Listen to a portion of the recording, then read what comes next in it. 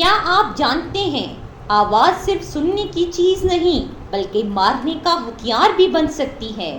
Science کہتی ہے 180 decibel سے اوپر کی آواز انسان کے دماغ، پھیپھڑوں اور دل کو پھاڑ سکتی ہے۔ یہی نہیں، کچھ جدید اسلحے اب آواز کو بطور ہتھیار استعمال کرتے ہیں جنہیں سونک ویپنز کہتے ہیں، جو دشمن کو دور سے ہلاک کر سکتے ہیں۔ قرآن بھی یہی کہتا ہے، انہیں ایک زوردار چیخ نے آ لیا۔ یہ قوم سمود تھی جو پہاڑوں کو تراش کر گھر بناتی تھی، اور جب نبی صالح کی بات نہ مانی تو ایک خوفناک آواز نے سب کو تباہ کر دیا۔ صرف قوم سمود نہیں، قرآن کئی قوموں کا ذکر کرتا ہے۔ قوم مدین، قوم لوط، جنہیں سیاح یا رجفہ، زوردار آواز یا زلزلے نے ختم کیا۔ کیا آپ اس بارے میں مزید جاننا چاہتے ہیں کہ کون، کیسی آواز اور کب کیسے انسان کو ختم کر سکتی ہے؟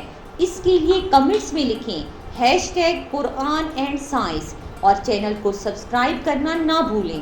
ہم آپ کے لیے ایک مکمل تفصیل کے ساتھ سائنس اور قرآن کا یہ راز سامنے لائیں گے۔